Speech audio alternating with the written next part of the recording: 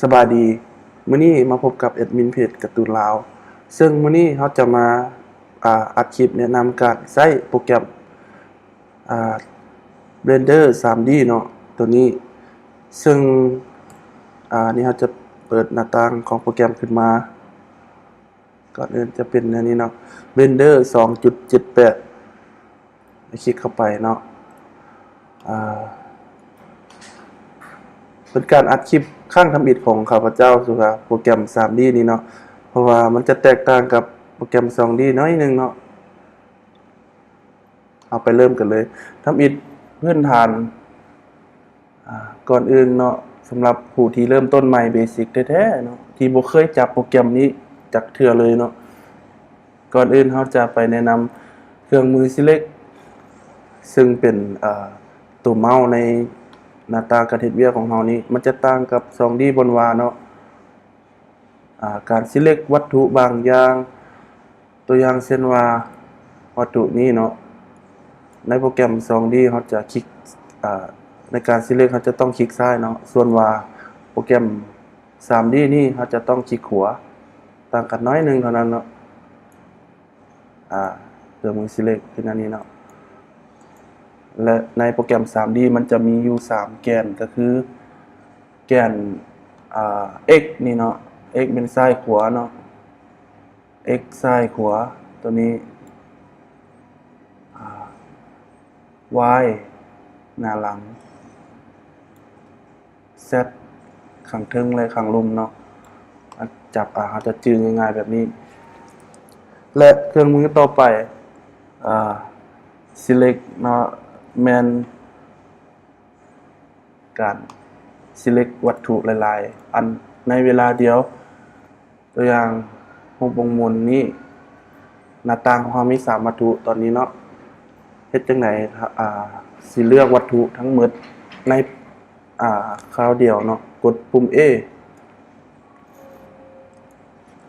เนาะ A นี่ A ก็ย่อมาจากอ้อแหละเนาะอ้อก็คือทั้งหมดเลือกทั้งหมดเนาะ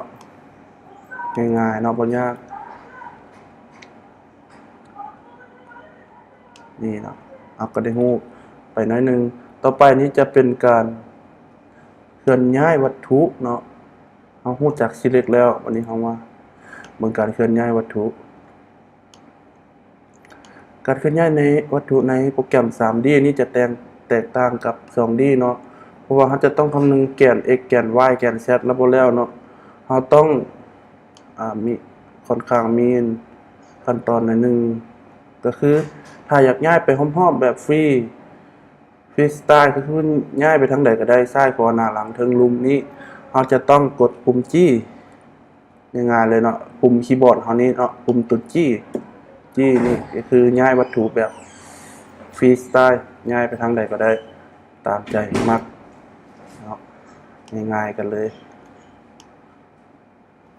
ต่อไปนี่แม่นปุ่ม R นี่แม่นการหมุนย่อมาจาก rotation เนาะ rotation กดปุ่ม R ที่คีย์บอร์ดนี่เนาะจะทำการหมุนวัตถุของเราที่เราเลือกคือวงมนนี่ปุ่ม R กดปุ่ม R ที่คีย์บอร์ดหมุนได้เลยง่ายๆเนาะนี่เป็นเบสิกพื้นฐานที่สุดสำหรับผู้ที่สำหรับ beginner ที่เรียนใช้โปรแกรม 3D ใหม่ๆเนาะแอดมินเองก็เรียนจับมาได้เดือนกว่านึงเนาะเป็นจังได๋ก็คอยเรียนไปนำกันเนาะเฝ้าฟังบ่ได้ครับต้องปูพื้นฐานให้มันหนักแน่นซะก่อนเนาะเฮาบ่เฝ้าเพราะว่าเครื่องมือในโปรแกรม 3D นี้มันมีหลายอีหลีเนาะไปเทื่อละน้อยก็คือว่าปูพื้นฐานให้มันดีก่อนแล้วเราจะ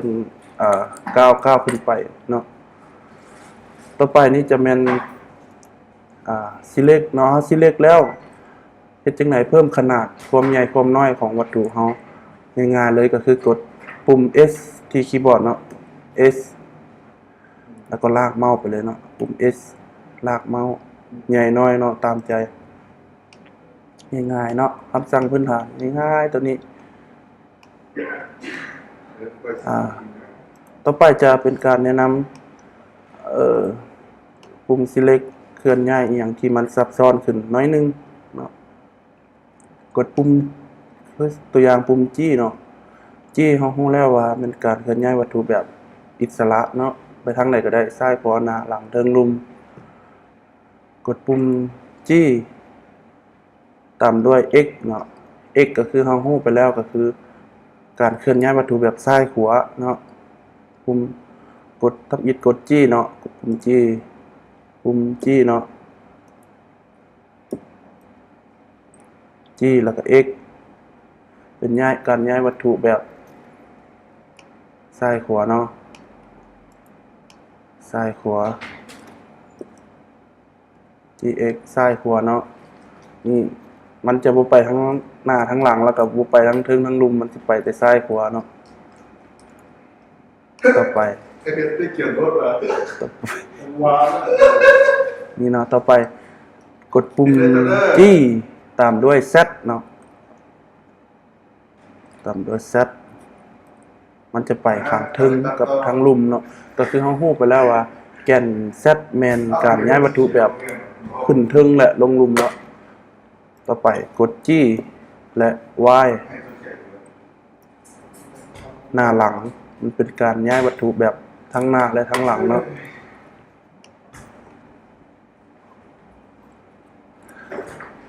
ต่อไปจะไปที่คำสั่งหมุนการปิ้นหมุนวัตถุโดยกดปุ่ม R ก็คือเราได้เว้าไปแล้วเนาะกดปุ่ม R ก็คือการหมุนนี้เฮ็ดจังไดอยากการหมุนที่มีแกนเลือกแกนใดแกนหนึ่งตัวอย่างZ เฮาฮู้ว่ามันแกนเทิงลุมทั้งเทิงและทั้งลุมเนาะเฮาจะหมุน หมุนวัตถุโดยเอาแกน Z เป็นหลักก็คือกดปุ่ม R และปุ่ม Z เนาะจะเป็นการหมุนวัตถุแบบเอาแกนเทิงแกนลุมเป็นหลักเนาะแบบนี้และกดปุ่ม R อีกเทื่อนึงจะหมุนแบบซ้ายขวา R ตามด้วยปุ่ม X เนาะ